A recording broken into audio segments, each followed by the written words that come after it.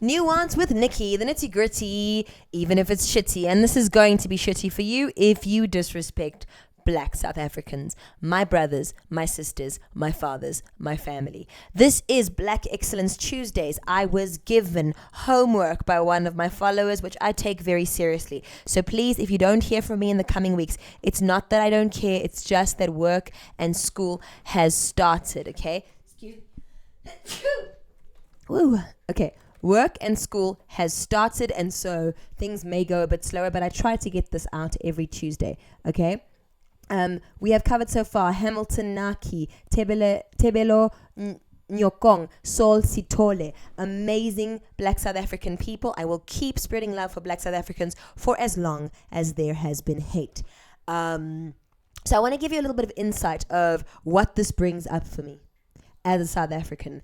I was doing some research that I can make my video on honorary white status. This is a status that was held by people who traveled to South Africa, such as Malawians, such as Guyanans, which is what this gentleman, E.R. Braithwaite, was. And he's speaking about his visits to South Africa. African Americans were on paper white here in South Africa when I was born. How does that make sense? It doesn't. It's called racism. It's foolish. And I'm here to tell you that anytime you buy into the spirit of racism, you are racism's bitch. That is what I try and tell you on this video.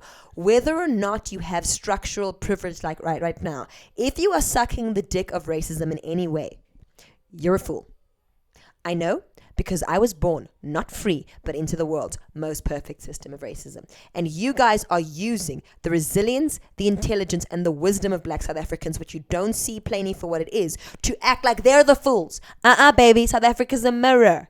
It's a mirror. You're projecting, honey. You're projecting. Okay, let's get into it. What shall I start with? Shall I start with the video or the book? I think we're going to start with the video, my hands.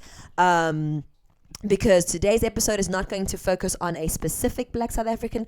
This one is going to be Nikki's own homework. We are going to focus on the greatness of Black people as a whole. Remember what I always say. I'm not just here to tell you about the amazing things the people in my country have built. We're going to touch on that for a minute. Okay?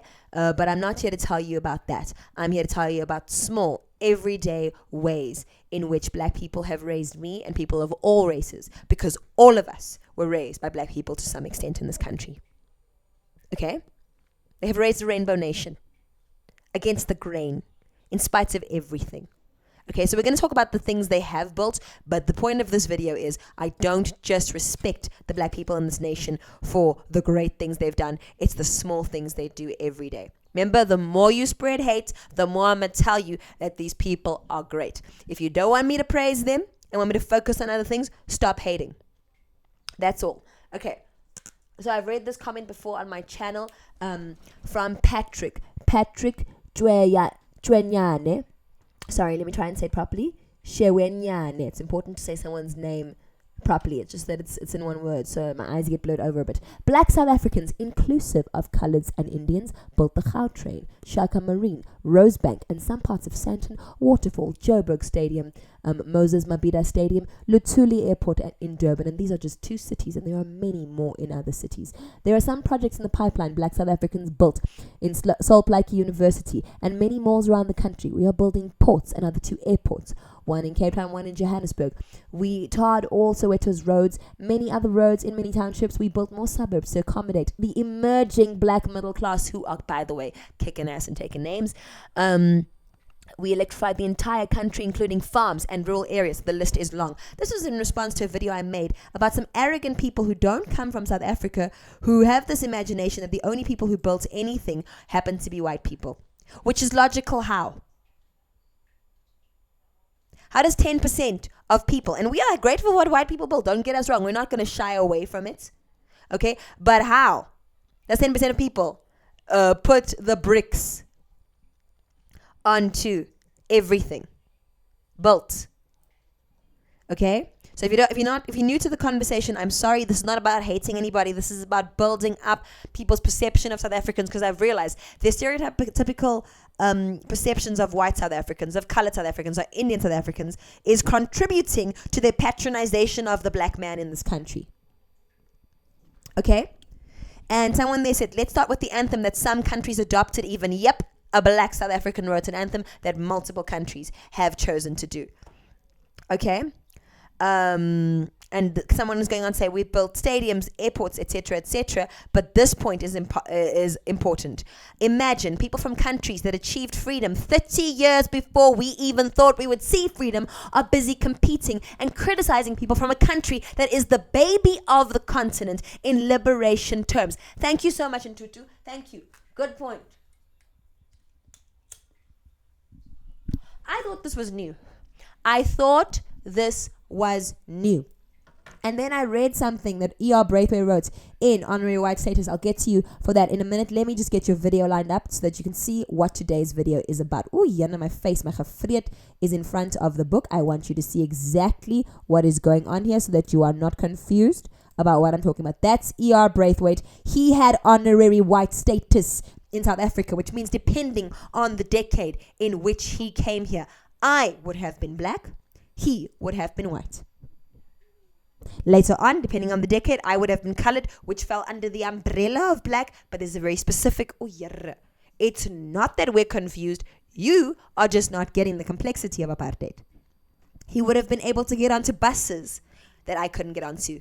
I would never have been able to pull a Rosa Parks with him because I wouldn't be allowed at the same bus stop. He would have been able to pee in toilets that my brothers and sisters would not be able to pee in. There would have been spaces, restaurants that only he was allowed in, that I would not be allowed in. The worst you'd have to worry about is funny looks. But I'm going to tell you, even decades ago, how I believe we were thought about by the northern part of Africa. That means east, west, north. It's not everybody, but he gives us insight in this book. Let's first talk about what I find valuable, an everyday thing that everyday black South Africans that you never meet, that I have the privilege to live with, raised me and a whole nation to do when our back was against the wall. Okay, giving you an example from the movie Skin of what it would have been like for a black person with honorary white status to go to a restaurant. The woman here is classified white. She's actually born to totally white parents. But just look at the dynamics, right?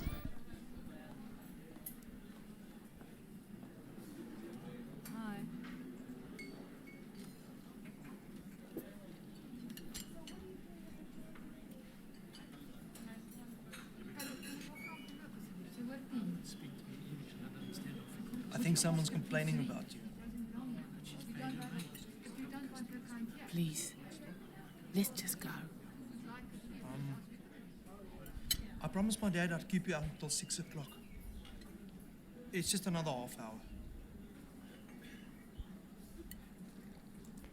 So this is kind of what it would be like. To us, that would seem like a vacation, okay, because we wouldn't have been allowed in it. Many of you in other countries who are black would have been if South Africa badly enough wanted a relationship with you. This is especially Americans. They were very keen to have a relationship with Americans. The only time that African Americans were truly en masse treated badly here was when the British were in charge during the British Union of South Africa. The Boere were very keen to be happy with the Americans. The Americans were not keen to have their citizens treated badly until the Jim Crow laws. Unfortunately for black Americans who were here, the Jim Crow laws coincided with the British Union of South Africa, and I will teach you one day about an impossible situation a black reverend was put into. But even he had a sense of superiority towards black South Africans. I will teach you in another video about that. I just really want to do it with respect, or when my gut tells me it's time now, Nikki. But I'm going to read to you from this book, Honorary White Status, to give you an example of what it was like, what the perception was like. So, looking at point number 1, he says, since boyhood, I had heard stories about the horrors of life for blacks in the gold, diamond, and coal mines of South Africa. By the way, those would have included colored and Indian South Africans, which I will demonstrate to you in a minute. Okay? So what I pick up from this is people have been discussing South Africa all across Africa and all across the diaspora from years and years ago. he moves on to say that these are the perceptions he had before he actually came here and saw what he's dealing with. He said, "We talked of these things, my boyhood friends and I, happily ignorant of the grimmer realities, safe in our freedom to move and speak and see and learn. Our discussion of the plight of our faraway black brethren, hardly more than an academic exercise." That is all it's been for many of you guys, an academic exercise. You imagine that because you've watched one documentary about apartheid or 100 documentaries, that you actually know the depth of what you're talking about. Okay? Yeah. You guys patronize black South Africans, and that's not fair. He realized this as he wrote this book. And these words ring as true today as they did back then. It was hard for my friends and me to take in the horror stories of long lines of ragged black men led docilely to and from the deep pits each day, right? And he said, blissfully young and arrogantly uninformed, we blamed the South African blacks for being so timid and boasted amongst ourselves of what we would have done in similar circumstance. I cannot believe that in the year of our Lord 2025, there are still those who are blissfully unaware of what they would do in our circumstances. Okay? So we're going to speak today about some of those circumstances. I'm not saying they didn't happen in other parts of Africa. What you need to recognize is this was a colony that was essential. Britain said bigger armies than they ever sent anywhere else. Okay, if you're going to learn about Shaka Zulu, you will learn how they had to, in order to defeat him, bring 5 men for every one Zulu man. Conventional wisdom says you only need 3 or 4 to defeat an army. That's one example. And yet, you do not find Xhosa DNA, black DNA from South Africa, Zulu DNA, Sotho DNA, etc., Venda DNA in the Americas. Because our kings, there's a Xhosa king whose name I cannot remember. He was an emperor. He refused to give up the other kings, and they murdered him for that. King Setshwayo spent time in prison. Okay? There was Sekhukhune, who actually gained the respect of the British and the Dutch at the time. Okay? With how firm he stood. Nelson Mandela, a prince, had people pee on his head as part of his torture. He turned around and he took the man who used to pee on him and he took him to dinner. And you may not understand why, but how many countries have you run? How many lives have you saved? Because Nelson Mandela and F.W. de Klerk, whatever their flaws, have saved more lives in their life than most doctors did. But you guys are blissfully unaware, arrogantly uninformed, and you believe that you would have done better in similar circumstances. I tell you that black South Africans have done the best they could. I did not say they were perfect, but the best they could. And what you failed to grasp, with South Africa being so central, in many ways being something that the USSR versus USA were fighting for. Had we done anything else, you have no idea how many lives would have been lost around this world. You have no idea. You have no idea because you don't quite get how essential this colony was and how essential this country still is to the stability of the rest of the world. Don't take my homework for it. Go and watch my channel. Go listen to what President Reagan said about it. Go listen to what Thatcher said about it. Everybody has and had a hand in South Africa. And had there been a retaliation, there would have been death across the face of the earth. There would have been unspeakable poverty. But you guys believe you're the experts. You believe you know better than black South Africans whose voice should be centralized in this thing. We're going to look at one of the things that they overcome, and we're going to look mostly at how they've taught the rest of us to survive impossible circumstances. Because I am proud to be South African. I am proud that as a colored South African, I've been raised and schooled and taken care of and nursed by black South Africans. So are many white South Africans, so many Indian South Africans, and we stand firmly behind them at all points. You call them your brothers, but you treat them no differently from how their oppressors did. And you don't know who's who and what's what. You only know the general. You don't know the individual. And you refuse to see it. Because what you want to do is come and gain, and act entitled to a country that you do not see or respect enough to actually learn about. Not at Nuance with Nikki, baby. Not at Nuance with Nikki. Now, if you want to understand the dice game that was played between colored and Indian South Africans, I suggest this movie, Skin. you will see how the narrative keeps changing and how everybody just played dice with us to play their racial games. Okay? Which is why everything's complex and we just want to stay sane. We've said now we're black, colored, Indian. Okay? The Rubik's Cube needs to stop. And you'll only scratch the surface if you watch this movie. But now we're going to watch a typical thing that happened to black South Africans on a normal day when the Group Areas Act came into place. Only area.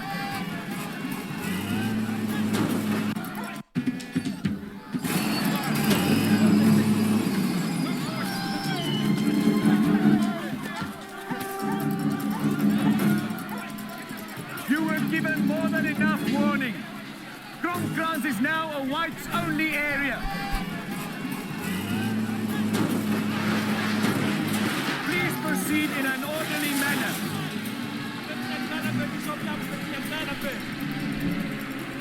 A very important dynamic to look at that. A black man working for the apartheid government. This was true of many black men. We call them skilpatjies, skilpat, a tortoise, right? But also there was a tricameral that was Indian and colored South Africans working for the apartheid government. So you guys don't know these things. You guys will ask us, why don't you hate whites? Why don't you hate blacks? Why don't you hate Indians? You guys don't understand what's what and who's who. This was normal. And I want to show you the response that black South Africans had. But I want to show you other people that were affected by the same things, because you believe that because of relative privilege. I do not deny that I was in front of the queue in front of black people in that time. But I was behind you. I was behind y'all in my own country. You could go to beaches I couldn't go to. Is what you don't get. Okay, I found the footage I need to find, okay? So you have seen Honoré White Status, a man from Guyana who had all the amenities that a white person would have. What do we have over here? We've got J.R. Harris with his rented car in Cape Town, so it's 1982. Remember that date. Though frequently stopped by the police, his status as honorary white person made the stops uneventful. Okay? Photo credit courtesy of Thelma Ngobo. Okay, just so that you think I'm not making that up or whatever. There it is. Exactly what I read. Okay, he also then visited Soweto.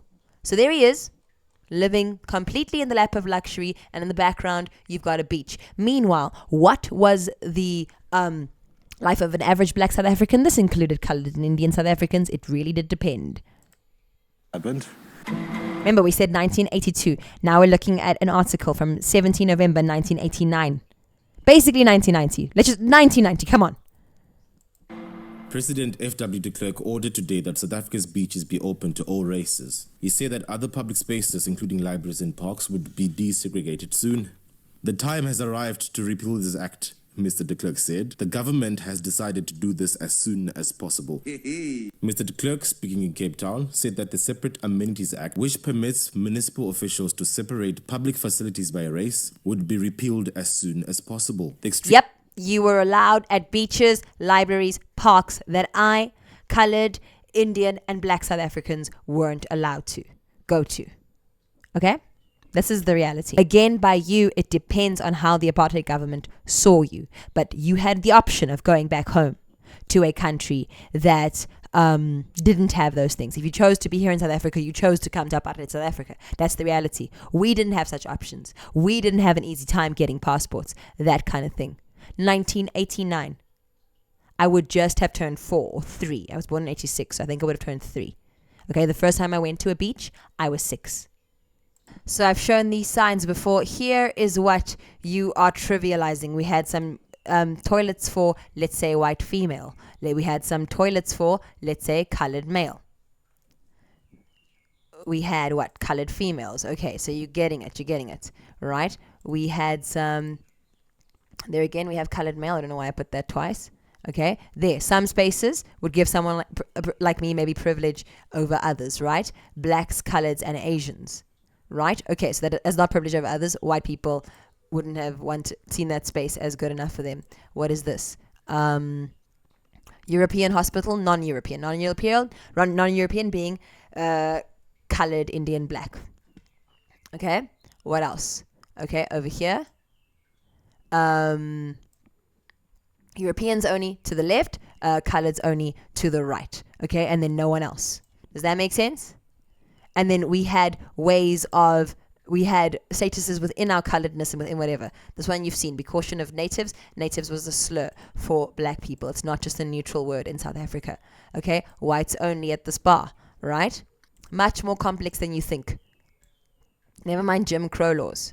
Okay? This was Jim Crow laws on steroids. Absolute steroids. Let's have a look at that. Indians only. Malays only. Okay? That's how much, with a fine-tooth comb, they separated us, and you believe you would have done better.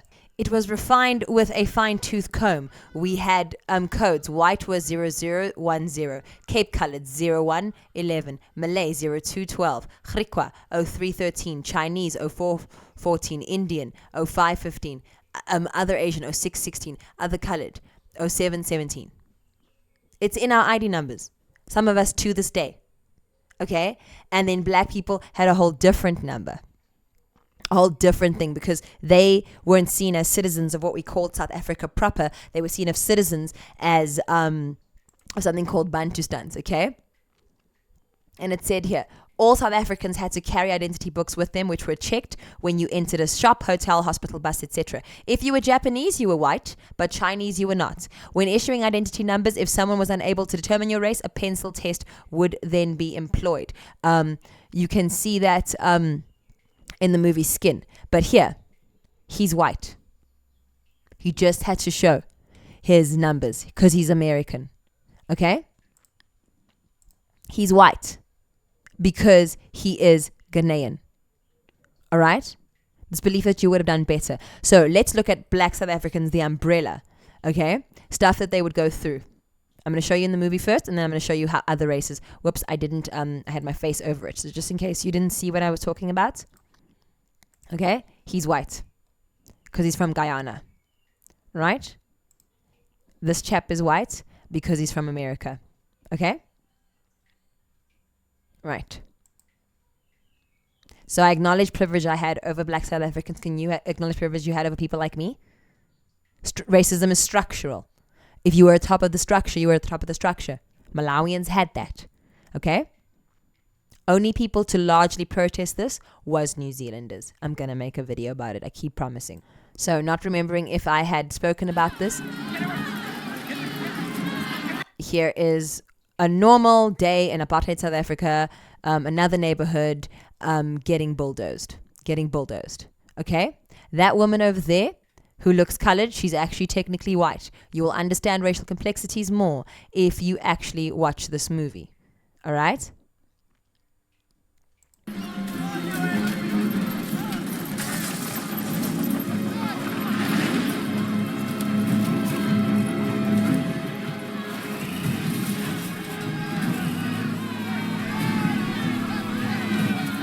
That, of course, done for dramatic effect. But there's a thing that I want to show you later.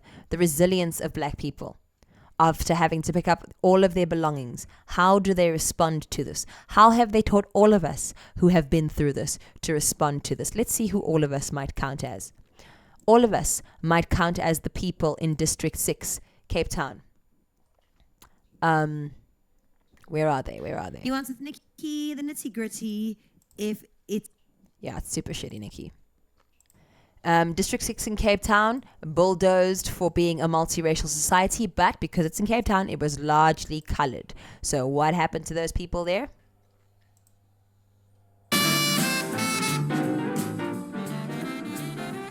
A vibrant and cosmopolitan community, relatively close to the city center and within sight of the docks. But in 1966, more than 60,000 people were forcibly removed, their homes flattened by bulldozers. But the memories of this place live on.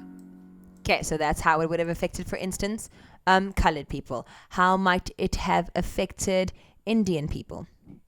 Okay, we're going to be watching now the trailer of a movie that I've spoken about before. This is Material. It's going to be about an Indian South African man who refuses to this day to move his shop away from Fordsburg because Indians had been moved forcibly. They'd been moved forcibly to the Oriental Plaza. So don't worry. When Kasim takes over the shop, we'll have computers, internet, spreads and sheets, everything. We can even get a mannequin to put in the window. I'm not having half-naked women in my shop. You know, it's not about oppressing women. It's about not objectifying women. I mean, you never see... And so throughout this movie, he struggles with this. He as a dad, struggles because his brother's gone to the Oriental Plaza. It is a huge financial knock for him and his family for years. For years and years, it's a huge financial knock for his family.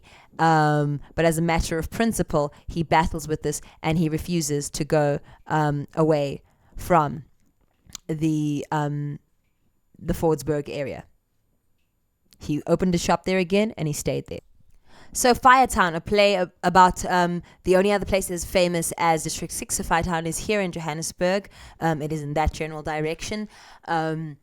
And there you can see a largely black community and a white girl who was affected by the bulldozing of this town. Let's go to the Eastern Cape. Less famous, Bridget Hilton Barber, an anti-apartheid activist student who was betrayed by her friend. Her friend is redheaded and she's a blonde, and she was anti-apartheid, and her friend was pro-apartheid, apartheid spy. Let's see about her experience.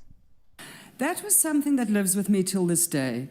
I had just arrived on campus and I wasn't kind of sure where to place myself, and somebody that I'd met, I think in lectures, came up to me and said, don't you want to join this group?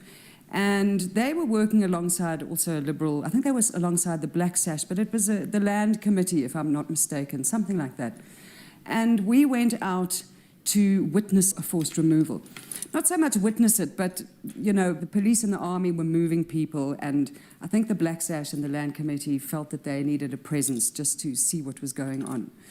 And it was absolutely appalling, because people had been moved from their ancestral home in the Eastern Cape and literally picked up in trucks, loaded onto the back, women and children with their meager possessions, and dumped in the middle of nowhere.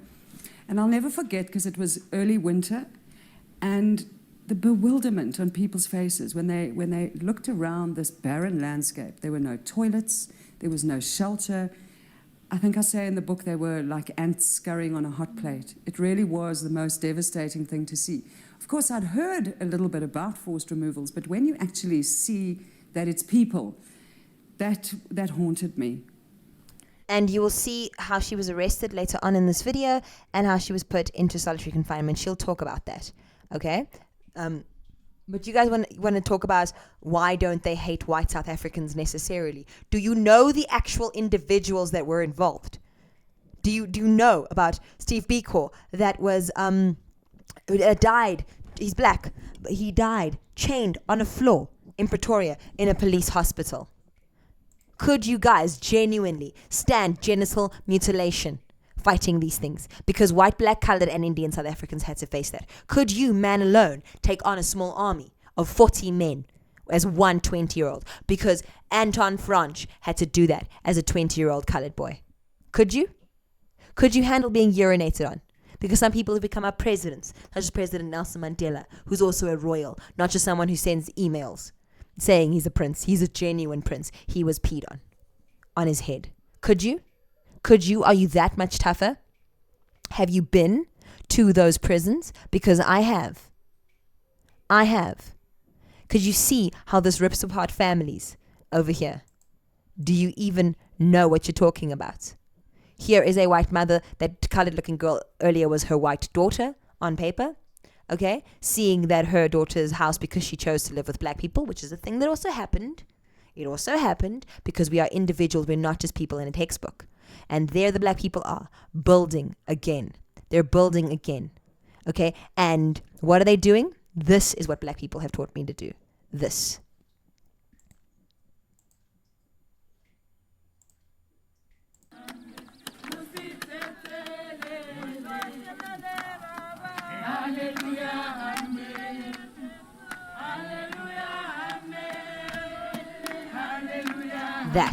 That is it. That is the resilience of our black people. Okay? That in the midst of horror, they would sing. This part of it is not just fictional. They sing. They sing and they build. And they don't cry. Okay? Yes, there will be those that are overwhelmed. But there they are. singing. That is the greatness of the black people I've lived with. South Africa is a singing, dancing nation. They sang in the midst of pain. Where I've seen video after video, I've lived experience after experience of black people showing us how to sing through pain. We dance when we're happy. We dance when we're sad. We dance when we're angry in this nation. You speak of timid black South Africans who just take it. Could you face these kinds of realities? The real death, I guess. So the consequences of what we're doing was suddenly very stark. You were also friends with anti-apartheid activist Matthew Goniwe, who was murdered by the security police. How did his murder affect you? Matthew Goniwe's murder was the most terrible experience. It was a turning point in the struggle, so I don't think he necessarily died in vain, but they were brutally, brutally assassinated.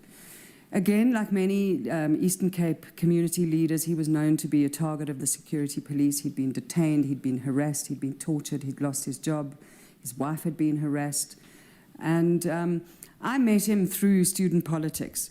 As students, we were able to provide, I guess, auxiliary services to our black comrades in the township. Things like media pamphlets, posters, transport, help with telephones, picking up people. I know white people who've been arrested for this. And we know story after story after story of people being brutalized in ways that are unspeakable. The timid people bowing down to their so-called colonial masters, as you say. So in a moment, we're going to go back to what happened to Bridget Hilton Barber for standing up against forced removals. But another example of people singing, this is artist Johnny Clegg, also anti-apartheid activist and the honorary Zulu, La Zulu Blanche, the white Zulu, singing about his friend that was assassinated just like Hilton Barber's friend. Okay, a classic South African song.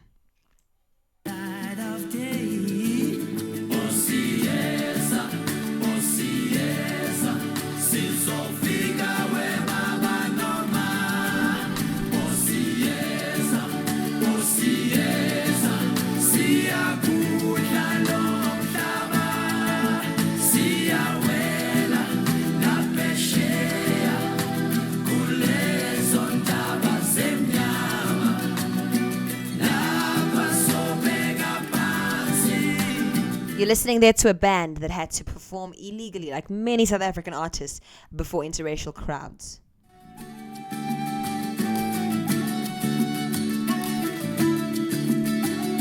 A punch-drunk man in a downtown bar takes a beating without making a sound. Through swollen eyes, he sways and he smiles, 'cause no one can put him down. Inside him a boy looks up to his father for a sign or an approving eye. Oh, it's funny how those ones so close are now gone, still so affect our lives. He described there a punch-drunk man, a man who was in the throes of alcoholism, yes, but he was beaten and beaten, didn't make a sound. That's how Johnny Clegg saw the black men that he lived with. And it inspired him to make this world-famous song. You know? And he speaks about the generational cost of that. Inside him, a boy looks up to his father for a sign and an approving eye. Our parents used to have to stand firm in the face of gunned policemen so they wouldn't let us see them being cowards. That's exactly what I'm doing here. As a South African teacher, I'm not going to allow South African children, black, white, colored, or Indian, see me silent in the face of your patronization. Okay? So you're going to listen now to what people like Bridget Hilton Barber went through as a student. While you guys were just living freely in your universities. This is what people fighting apartheid had to face. Let us hear how Bridget, like many anti-apartheid activists of all colors, was detained without a trial. Sit there and mock us as you get fair trials in your countries. Its murkiest hours. You were detained without a trial. Why were you picked up, and what was your detention like? I was detained in 1986 under the state of emergency that was declared across the country. which gave the Minister of Law and Order, then Louis Lagrange, the wide-ranging powers to detain anybody for 14 That was the year in which I was born into this country, across the road from what is now our constitutional court. days, and then increase the detention at his will. And I was picked up for my involvement in NewSAS and in the End Conscription campaign, and also for my involvement in a community newspaper called the Grahamstown Voice. And I kind of had a sense that it was going to happen because people around me started getting picked up. I was working for a newspaper at the time, and the security police basically got in through a back entrance and popped up behind my desk and waved this paper about and said, "You are under arrest." And they didn't have to provide a reason. They could just wave a piece of paper around. My detention was surreal. I don't know what other word to describe it, because on the one hand, I was seen as the traitor of the white people, and on the other hand, I was a white person. So there was this incredibly strange sense between the warders and the detainees, because we were all ostensibly the same color, and yet the political divisions couldn't have been wider. And initially, a lot of the warders and the everyday people in the prisons were very hostile towards us.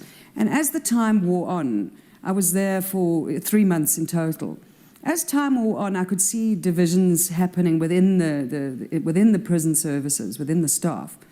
And some people started to feel that it was wrong, that we didn't know how long we were going to be there, and we didn't necessarily know why we were there. I was held in solitary confinement for close on 3 weeks in a tiny cell. It was minute. I could touch either side of the walls. I had one rectangular window above me where I couldn't really see anything. There was a toilet in the cell, and that was it.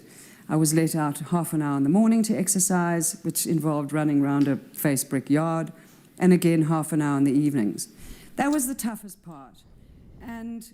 But I was prepared. Okay, footage I haven't shown because I wanted to make better videos for it, but my heart is telling me to show it here within the theme of what we're doing. This is what solitary confinement cells looked like. Okay, these were the ones for colored, black, and Indian men. You could have about 10 people put into a cell like that.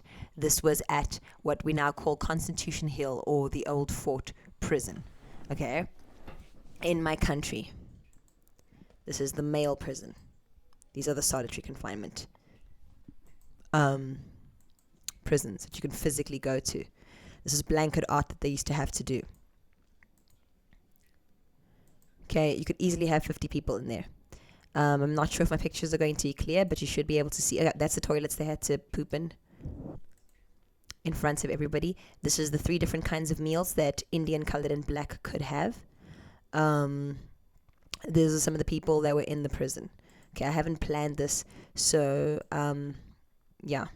Those over there, this is where the numbers system started. So those were where the bosses of the gangs would stay when everybody else had to stay everywhere else, right? And that is how they would sleep, right there.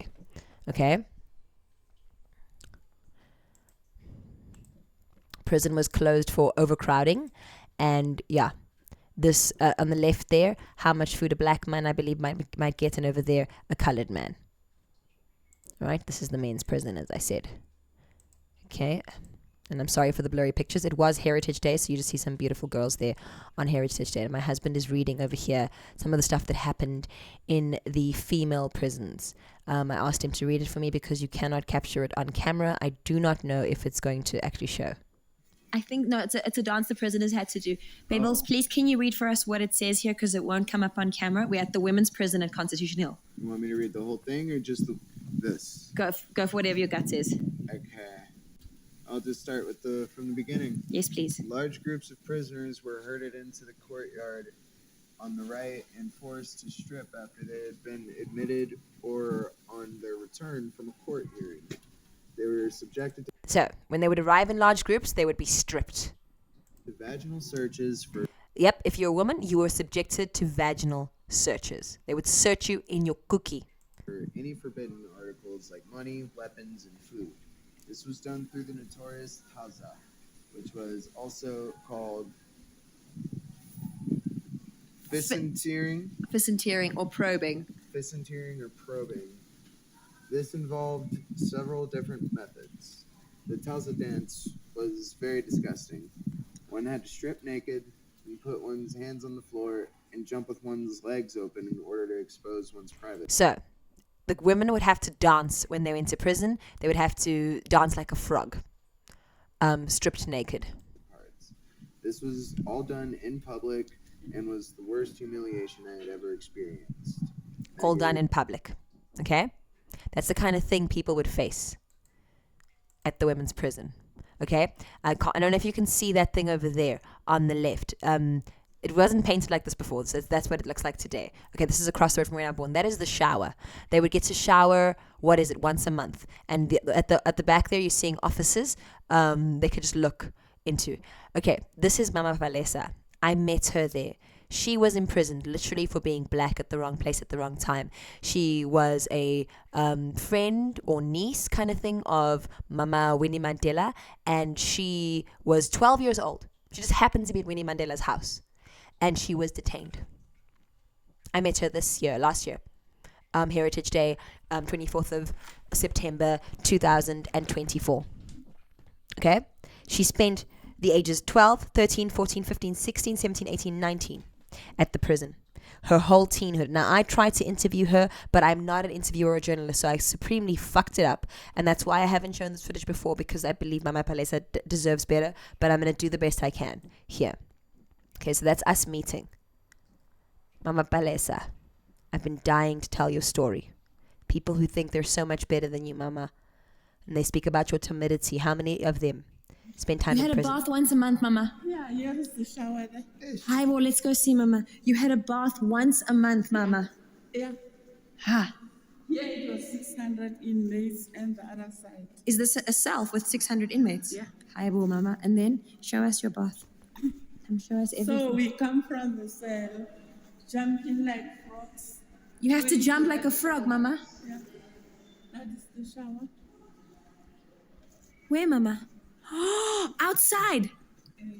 As women. And imagine that is government's building. They used to look at people. Of course they did. They used to look at you here from this building. What's going on with those people? Ha. Why you?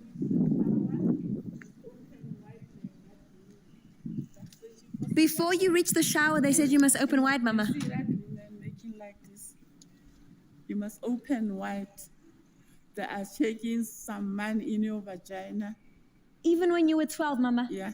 Okay, I'm going to go see those images, ne? We're sucking our blood. The cockroaches and the lice. Yeah. Can you come show us on the wall and explain everything once cut, Mama? Mama Palesa, you're saying these cockroaches, you guys had lice and bed bugs. Okay, and then? So at night, you won't sleep. This thing is sucking your blood. You must just scratch all the time. You must just scratch all the time. Okay, and what's the flowers? What do they represent, They Mama? just decorate. Okay. And these women here? She was one of us who was also here. Okay. The protea, obviously a symbol of your survival as South African women. Sure. So, Mama, you're saying this is the shower that you showered at. You're saying that these people would watch from those buildings at the back there, ne? Hey, once a month. Once a month. You would only wash once a month and you had to come wash outside. In winter? Also, Hi, Bo. On your period, anything? they don't care. Mama, come explain again for us. You're saying, why does this woman have her hands open? Let me just come close to you. I just want to get it on tape. What did you say? Why did she have her hands open like that? Ma? Why was her hands open like that? They were looking for cigarette or money inside your vagina. Yo. Even when you were 12. That's my photo there. This is your photo here? Yeah. Wow. But they took it in 2004 when they opened the jail. They took this photo in 2004 when they opened the jail. Thank you, Mama Palesa. You had a bath once a month, Mama. Yeah. My name is Palesa Musa. I was a prisoner at number 4 Women's Jail. I wish this place can be made a happy place, forgetting the past. Ex-prisoner Palesa Musa. Thank you. Thank you. Let me make something perfectly clear to you assholes who would disrespect black South Africans. When you walk next to people like my mama Palesa over here, when you are sitting in a taxi, when you are sitting at a bus stop, when you are sitting at I don't know, Stop Street, you are standing next to giants. You don't know who you're standing next to. You don't know what they have survived. They are a privilege to stand next to. Those are not weak idiots. I dare you, on your period, in the cold of a Johannesburg cold where we are so close to the South Pole, to go be searched in your vagina at the age of 12, 13, 14, 15, and still come in good old 2000 and something and pay respect to people who speak to you like you are shit.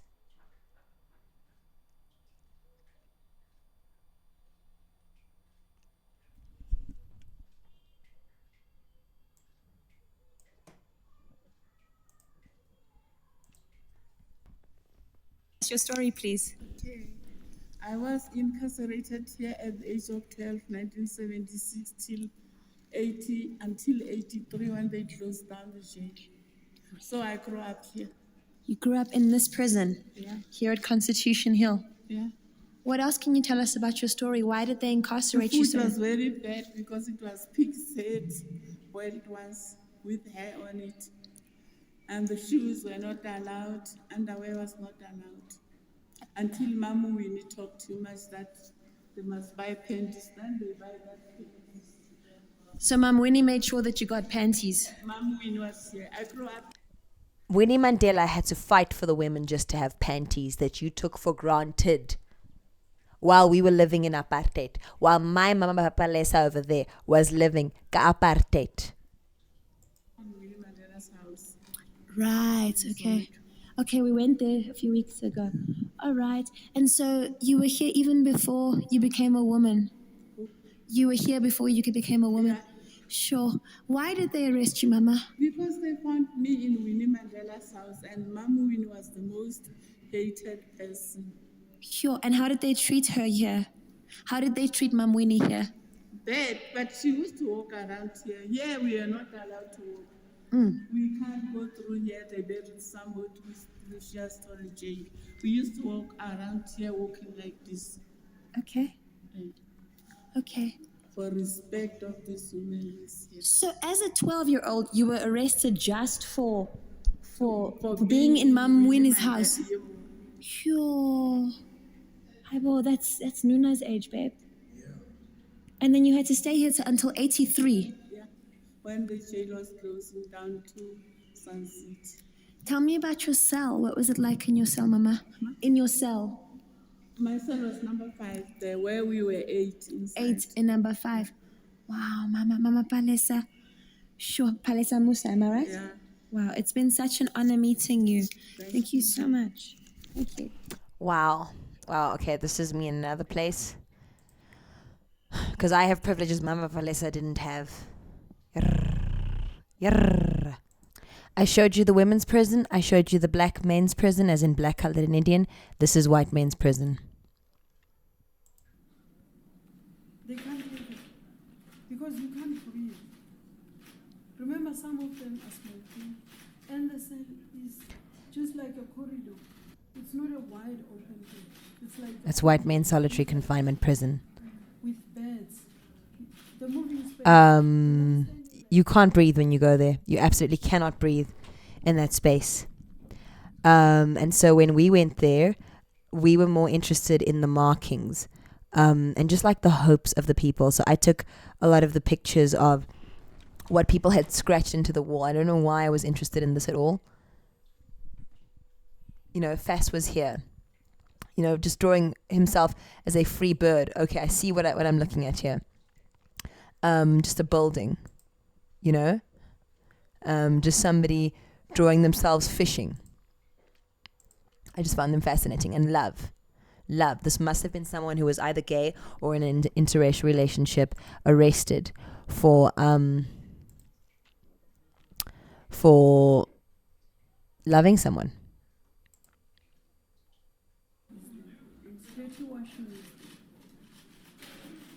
Full of lies. The smell is there. Lice and bed bugs. And you get used to it.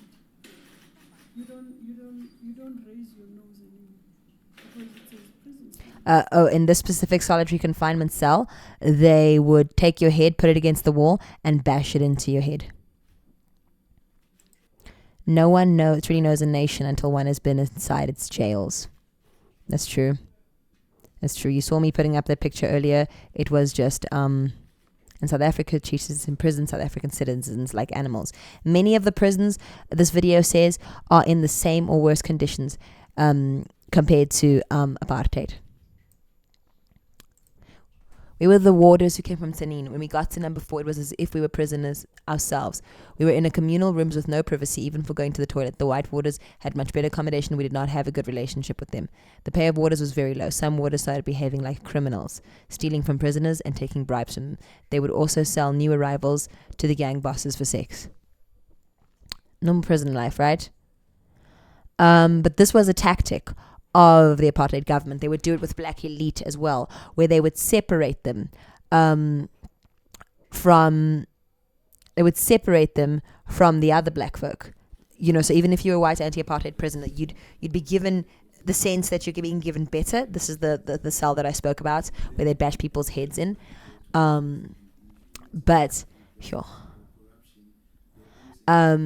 But even Robert Sebukwe, he had something called the Sebukwe clause, where in Robben Island, okay, a whole different prison. I wonder if I can spell Sebukwe. Okay. On Robben Island, he was not allowed to have any interaction with other prisoners, to the point where he had to learn to make hand signals. He had a clause written just for him. No one before him and no one after him had that right. So over there you can see his prison cell. It's a house built just for him. So everybody who's not there gets to think he's being treated specially. Meanwhile, he's completely isolated. Purely for being an Africanist. Right? Which many of you guys claim to be, but you don't know the cost that people paid here in this country. So as I was trying to demonstrate with my Mama Palesa videos, you still meet these people in the street. A random lady you might just walk by and think nothing of. Spend her life in prison for being black at the wrong place at the wrong time. And that person you write off as timid or as this or as that, you don't know their story. You do not have the right to speak shit about South Africans. Now, I have shown the whole Rainbow Nation because I realize that your hatred of us feeds into your patronization of them. But this is still for me about black South Africans. You don't just get to write them off. They have a story. They have survived. And when you have the privilege of walking these streets of South Africa, they are 80% of the team that built this nation up. 80%. Now, it might not all be the same or whatever, there are varying political ideologies, but the fact is that the Rainbow Nation is working. It's working. It has its problems. Which nation doesn't? Show me a perfect nation. Go. But it's working because of the resilience of South African people. 80% of whom are black. 80% of whom love this country more than their hatred for anybody else. And no matter what you throw at them, no matter what anybody has ever thrown at our beautiful black South Africans, they have all managed to get up, to dance, and to sing. And I sit here because it is a privilege to grow up amongst them. And I don't appreciate anybody coming from anywhere to speak about them as less than what they are, which is some of the greatest people on the face of this earth. So I'm going to ask you once again. You either treat South Africans with respect. You either treat South Africans with respect when you speak about us, or you can go back to ignoring it. Okay? But you're either going to mind your business and let South Africans mind their South African business. We're not going to squeeze our beautiful nation, our resilient nation, our well-fought-for nation into your dumb idea of what we need to be. We are first-class versions of South Africans, not second-class versions of your idea. Okay? To us, it's the most precious nation in the world. We don't care what you think about whatever. We're not asking you to think that. We're asking you not to come here and disrespect it. We, and we alone, have the last word on how South Africa will be run.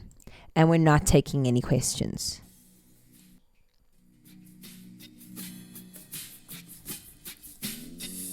Now when the night begins to fall, I listen for your call. I listen for your heartbeat. Alone, my dream is just a dream, another false illusion, a shadow in the night. All I want is for our hearts to be beating just as one, to silence the confusion. Then the pain and the illusion will disappear again, and we will never run. 'Cause in my African dream, there's a new tomorrow. My African dream is a dream that we can follow, and I see my hope's illusion. We as South Africans had a dream for this nation long before anybody thought there was any hope for a dream. So many of our songs sing about that, and we have brought that to fruition. So if you're choosing to live your African dream in South Africa, you will live it on South African terms. This is the birthplace of humanity, from which all humanity stems. Every race, every tribe, every creed, every color comes from this place. And those who return here will live in respect for others and will earn the right to the privilege of living as a South African. Thank you for coming to my TED Talk.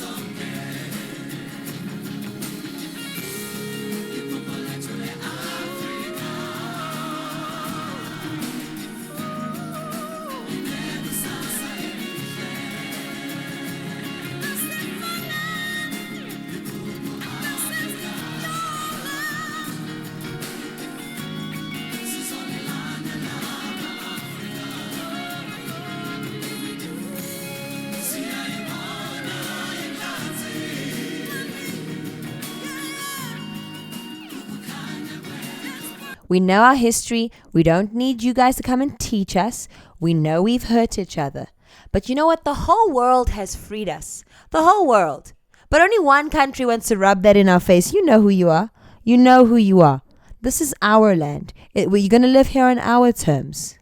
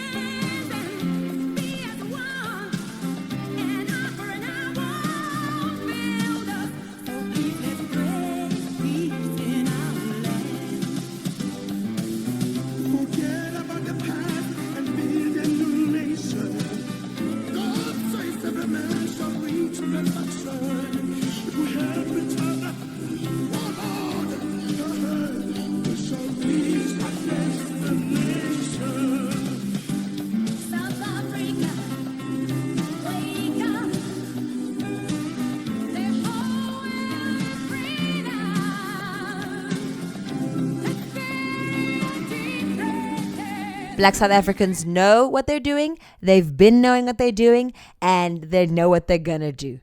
They're not taking any questions, so mind your business. Let Black South Africans mind their Black South African business. Nuance with Nikki.